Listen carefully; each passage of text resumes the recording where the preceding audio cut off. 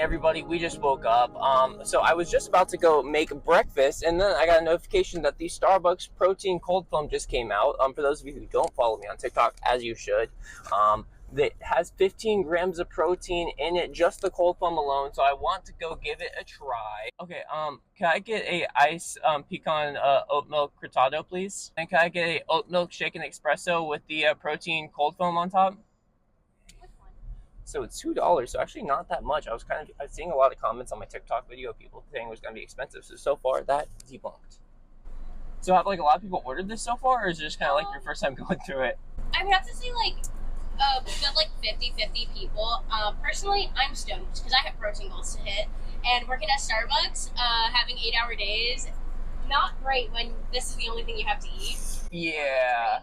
So, like, I've just found ways to be like, I guess I'll just put non-fat and everything. No, yeah, pretty much. Like, yeah, it makes it tough. Yeah, but hopefully that protein cold foam tastes way better. We also have a protein milk for future reference. If you ever want a latte or you ever want to replace that oat milk for the protein milk and the cortado, we can do that. There we go. About to get jacked. Exactly. All right. Protein goals, guys. All right, thank you. Of course.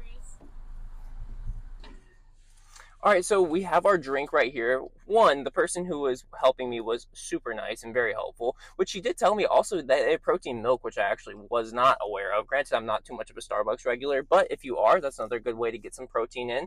Then also, I'm looking at the nutrition facts of this. So there was a lot of things, speculation going around of people in my comment section of my TikTok video talking about this, saying one, that their thing is going to be like 1,000 calories, 330, so debunked. One, people were saying it was going to be 15 grams of protein. It's 19. Debunked. They're also saying it was going to be like 1 billion grams of sugar. And looking at right now, it's 26 grams of sugar. So not too bad. Not near as bad as people were saying. When she was listing off everything for the different flavors of cold foam, I low-key got overloaded because there were so many different options. But chocolate is my go-to. So let's go give this a try. That's really good. Also, another concern people had was that it was going to be chalky. And it's not. So 10 out of 10. This slaps. Also, the person who's helping me, also 10 out of 10. You're great. We're going to finish this, then we're going to head home and get a real breakfast because it's important to actually get real food in your diet. We're going to go get that, and then we're going to go hit our first session of the day.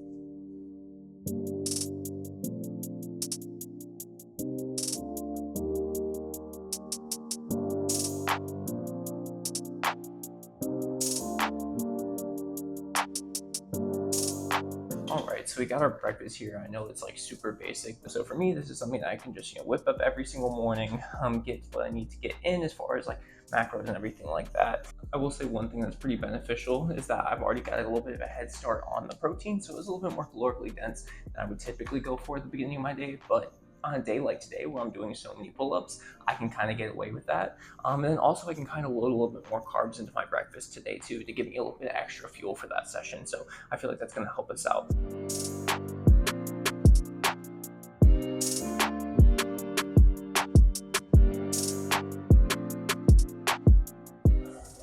So unfortunately, we had a little bit of a last minute cancellation. This happens sometimes if you're working with people's schedules. So, it is what it is. It just comes to the territory as a personal trainer.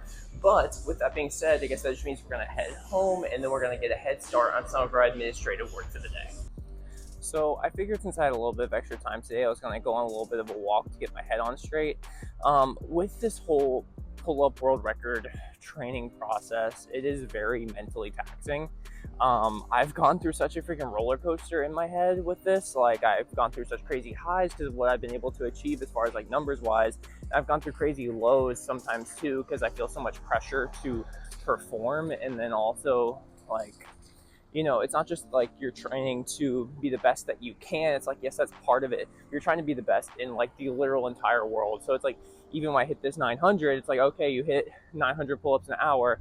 Now add 300 more to it. And it's been 2 years of this. So it's kind of a lot of a mental back and forth. So these walks are really nice around the park just because it helps me kind of get my head on straight and contextualize things and be like, look how far you've come and look what you're trying to achieve. And there's not very many people who can do that. So it just helps you kind of like recontextualize and, pull some motivation from within and then just lock in. Because like the mental battle is like, sometimes I would say even more than the physical.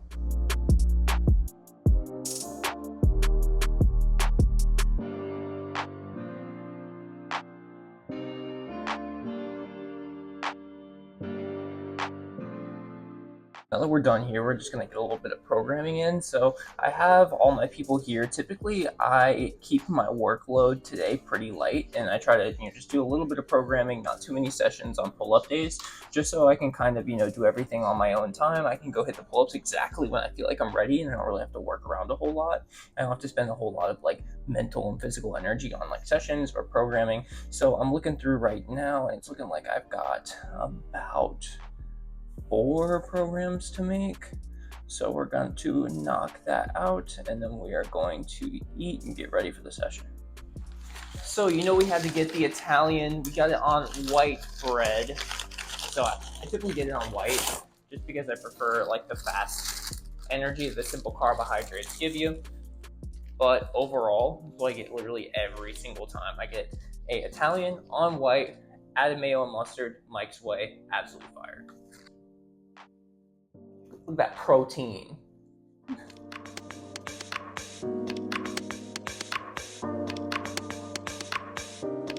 So everybody, I'm back again.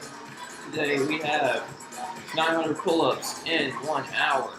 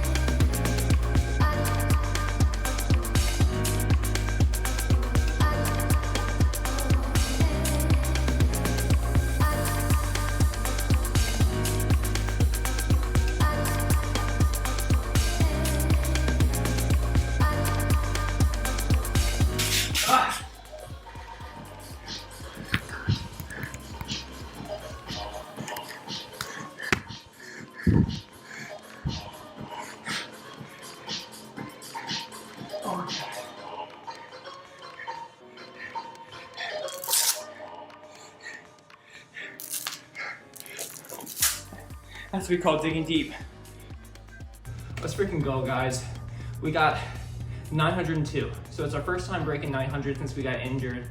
We beat our old post-injury PR by 10, which we did last week. We're gonna keep improving. I wanted to be at over 900 by the end of September. We barely made it. My goal was to go up by 100 each month, which is gonna be an insanely hard task. I wanna finish at 1200. That's where I wanna be for the world record. The current world record is 1,131, but I wanna be at 1200 to give myself some good leeway. But I feel like we're doing pretty well getting towards that. 902 is cool, the job's not finished. Still got another 298 more to go. But we feel pretty good. Gonna relax for the rest of the day. We got 1 more session on the day, and we're gonna do some rehab stuff. Gotta make sure the body is right and good to go for a hard 30-minute session next week. When I say I am absolutely fried from a freaking workout session, I am talking about how I feel right now. Whew. Like that, it's been a minute since I've had a session take me out like that. Let's get a little bit more water in there. But, geez, man.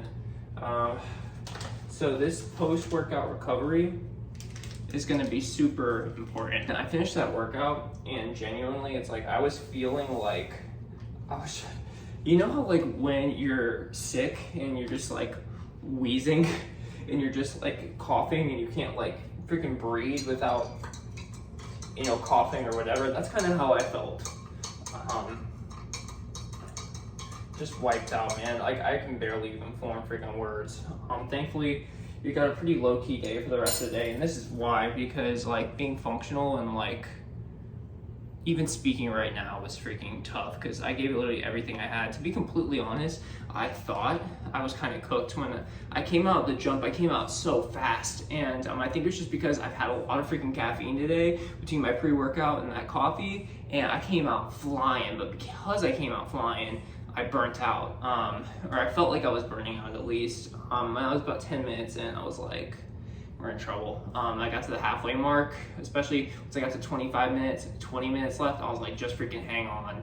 And I did, so I'm happy we hit that number. But now it's just all about that recovery, making sure we're just managing all the stress, making sure we're just not thinking about it anymore, and making sure we're just getting that body right, because that turnover is quick. We've got, what, 72 hours to look back at it? So we definitely got to make sure we're prioritizing things. So we've got our electrolytes here, which I'm trying a new flavor with, by the way.